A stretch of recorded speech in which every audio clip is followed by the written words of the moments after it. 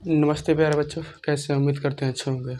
बच्चों, हम अध्याय 1 एनसीईआरटी बुक का पूरा क्वेश्चन कर लिए हैं। आज हम इस चैप्टर का जितना एग्जाम बोर्ड में बोर्ड में पूछा है, बिहार बोर्ड में, उस क्वेश्चन को सॉल्यूशन करेंगे। ठीक है, चलिए देखिए। पहला क्वेश्चन दिया है, क्या दिया है? किसी पूर्णांक p के लिए प्रत्येक सम पूर्णांक का रूप है। ये पूछा है 2021 में। ठीक है, क्या पूछा है? किसी पूर्णांक p के लिए प्रत्येक सम पूर्णांक का रूप होता, मतलब रूप है, 2021 में पूछा है। ऑप्शन दिया है 2p+1, ऑप्शन बी है p, और सी क्या दिया है p+1, और डी दिया है 2p। देखिए, सम संख्या किससे कहते हैं? सम संख्या वे होता है जो 2 से पूर्णतः विभाजित होता है, मतलब 2, 4, 6, 8, 10, 12, वो क्या है? सम संख्या है। तो यहाँ बोला है किसी पूर्णांक p के लिए प्रत्येक सम पूर्णांक, मतलब यहाँ पर ना हम जब मान भरेंगे, पूर्णांक मतलब होता है 1, 2, 3, 4, 5, 6, यही होता है। अगर वहाँ पर हम मान भरेंगे, p का मान कुछ भी लेंगे तो वो सम संख्या आना चाहिए, तभी क्या होगा वो, मतलब तभी इसमें बताएंगे कि वो पूर्णांक है, मतलब प्रत्येक सम पूर्णांक है। ठीक है, तो वही उसका आंसर होगा। तो आइए हम देखते हैं पहले। तो देखिए यहाँ पर ऑप्शन में क्या दिया है, यहाँ पर दिया है 2p+1। अगर मान लीजिए हम यहाँ पर पूर्णांक बोला है, तो यहाँ पर हम 2, अब p की जगह पर 1 रख लेते हैं, आप प्लस में क्या लेंगे 1। तो ये बताइए 2 एकम कितना होगा? 2। इसको हम यहाँ पर बताते हैं आप लोग।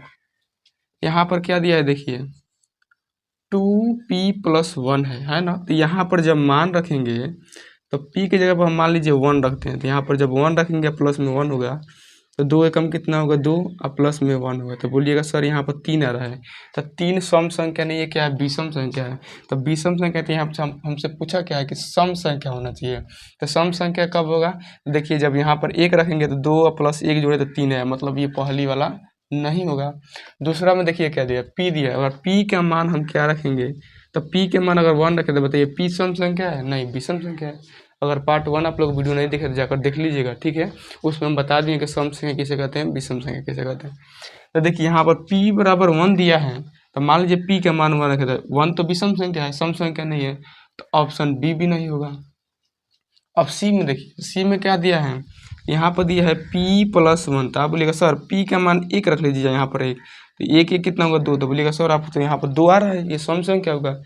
तो देखिए अभी इसे सम संख्या नहीं बोलेंगे, यहाँ पर 1 2 अंक और रखेंगे, और जब सम संख्या आएगा तभी उसको सम संख्या मानेंगे। ठीक है, तब मान लीजिए कि यहाँ पर p+1 रखें, 1 रख दिए, अब p का मान यहाँ पर 2 रख लेते हैं, फिर 1 कितना आएगा?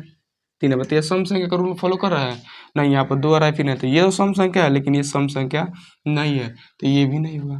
तो बचा कौन? 2p बचा ना। तो देखिए यहाँ पर क्या कीजिएगा, 2p है, यहाँ पर देखिए, यहाँ पर हम 1 रखेंगे तो यही होगा, 2p हो जाएगा। यहाँ पर 2 रखेंगे तो कितना होगा, सॉरी, यहाँ पर कितना होगा? 4 हो जाएगा। फिर यहाँ पर 3 रखिएगा, कितना होगा? 6 होगा। देखिए यहाँ पर सम संख्या है, 2, 4, 6, 8, 10, 12 सब क्या होता है? सम संख्या होता है। देखिए सम संख्या है ना, यानी ऑप्शन नंबर डी उसका क्या होगा? राइट आंसर हो जाएगा। ठीक है, देखिए दूसरा नंबर क्वेश्चन दिया है, क्या दिया है? निम्नलिखित में कौन सी संख्या सबसे छोटी प्राकृत संख्या है? निम्नलिखित में कौन सी सबसे छोटी प्राकृत संख्या है? तो ऑप्शन ये पूछा है कितने, 2021 में पूछा है। और ऑप्शन नंबर ए दिया है 0, ऑप्शन बी है -1, ऑप्शन सी है 1, ऑप्शन डी है 2। तो हम लोग को बताना है कि मतलब ये क्या है, इसमें से कौन सबसे छोटी प्राकृतिक संख्या है। तो देखिए हम इसीलिए आप लोग बोलेंगे पार्ट 1 वीडियो जाकर जरूर देख लीजिएगा, तभी आपको पता चलेगा प्राकृतिक संख्या किसे कहते हैं, पूर्ण संख्या, पूर्णांक संख्या, परमेय संख्या, सम संख्या, विषम संख्या, सब आपको उस वीडियो में पता चल जाएगा। देखिए प्राकृतिक संख्या उसे कहते हैं, गिनती के संख्याओं को क्या कहते हैं? प्राकृतिक संख्या। अब मान लीजिए गिनती के संख्याओं को प्राकृत कहते हैं, तो इसमें क्या होगा? 1 होगा, 2, 3, 4, 5, यही होगा, ऐसे इंफिनिटी तक आएगा। तो आपसे पूछ दिए कि सबसे छोटी प्राकृतिक संख्या पूछा ना, देखिए तो सबसे छोटी प्राकृतिक संख्या क्या है? इसमें 1 है, 1 के बाद 2 आ रहा है, 3 आ रहा है, 4 आ रहा है, तो ये सब बड़ा है ना, तो इससे सबसे छोटा क्या आ रहा है? तो 1 आ रहा है। तो सबसे छोटी प्राकृतिक संख्या क्या हो जाएगा? 1। ऑप्शन नंबर क्या हो जाएगा? डी। अब देखिए यहाँ पर पूछा है, क्या पूछा है? परिमेयिक गुणांक है, ये पूछा है 2022 में। क्या पूछा है? √12 का परिमेयिक गुणांक, मतलब √12 में हम किससे गुणा करेंगे कि वो क्या हो जाएगा? वो परिमेय संख्या हो जाएगा, उसका गुणांक क्या होगा? ठीक है ना, उसे किस में गुणा करेंगे वो परिमेय रूप से बाहर आ जाएगा। तो यहाँ पर दिया है देखिए, और रूट में दिया है √3, ऑप्शन बी दिया है रूट में 2, ऑप्शन सी है रूट में 6, ऑप्शन डी है रूट में 2√3। तो देखिए इसको, तो देखिए यहाँ पर क्या दिया है, अब जो बोला है वो पहले करेंगे। तो क्या कहा है, देखिए यहाँ पर बोला है कि √12, तो √12 का हम गुणनखंड करेंगे, क्या करेंगे, गुणनखंड। अब देखिए यहाँ पर कितना करेंगे, लिखेंगे 2 गुना रूट में होगा, 2 से कटाएंगे तो 6 आएगा, फिर 2 से फिर 3, देखिए 2 3 6, 6 दूना का 12 आ रहा है ना। तो देखिए इसमें दो दो आ रहा है, समान है। यहाँ पर देखिए कुछ नहीं होता है तो 2 होता है, और ये 2 जब होता है तो ये बोलता है ना कि मतलब अंदर 2 रहेगा, उसी को बाहर निकालना है। ठीक है, रूट का ये नियम होता है कि जब यहाँ पर कुछ नहीं लिखा तो 2 रहता है, और जब ये रूट में 2 समान अंक आएगा, मतलब 2 2 बार आएगा, 3 3 बार आएगा, अगर 4 4 बार आएगा, तो अगर दोनों समान है तो उसको क्या करेंगे, बाहर निकाल देंगे। ठीक है, तो देखिए यहाँ पर जब समान हो रहा है तो क्या निकलेगा, तो 2 बाहर निकल जाएगा, और यहाँ पर 3 बचा, ये 3 तो अकेले, ये तो बाहर नहीं निकलेगा, तो रूट में क्या हो जाएगा, 3 हो जाएगा। देखिए क्या रहा है, 2√3। अब देखिएगा यहाँ पर 2√3 आया था, आप लोग यहाँ पर डी ऑप्शन लगा दीजिएगा। तो देखिए यहाँ पर पूछा क्या है, परिमेय गुणा, मतलब इसमें किससे गुणा करेंगे तो परिमेय हो जाएगा। तो बताइए हमको, यहाँ पर 2 निकल गया, क्या निकला है, यहाँ पर 2 बाहर निकल गया है, और 3 निकालने के लिए हमको क्या चाहिए और, तो आप बोलिएगा सर 3 निकालने के लिए एक रूट में और 3 चाहिए, तो रूट में एक और 3 चाहिए, तो ऑप्शन नंबर इसका क्या होगा, ई होगा, ऑप्शन नंबर डी नहीं होगा। यहीं पर कंफ्यूज हो जाएगा आप लोग, क्योंकि यहाँ पर ये माना है, आप लोग यही लगा दीजिएगा, तो ये गलती हो जाएगा। ठीक है ना, यहाँ पूछा है क्या, यहाँ पर पूछा है ना कि किससे गुणा करने पर हमारा परिमेय हो जाएगा, परिमेय का ही गुणांक मिल जाएगा। तो देखिए यहाँ पर √3 से जब गुणा कराएंगे √3 में, तो ये क्या हो जाएगा, परिमेय हो जाएगा। ठीक है, बाहर निकल जाएगा।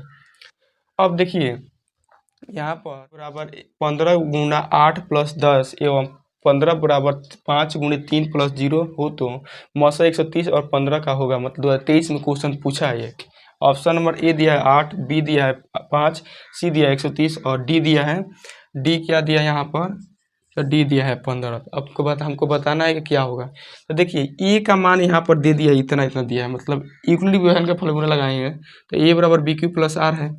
यहाँ पर 130 का दिया है 15 गुना 8 प्लस 10, अब 15 का क्या दिया है, 15 गुणे 3 प्लस में 0।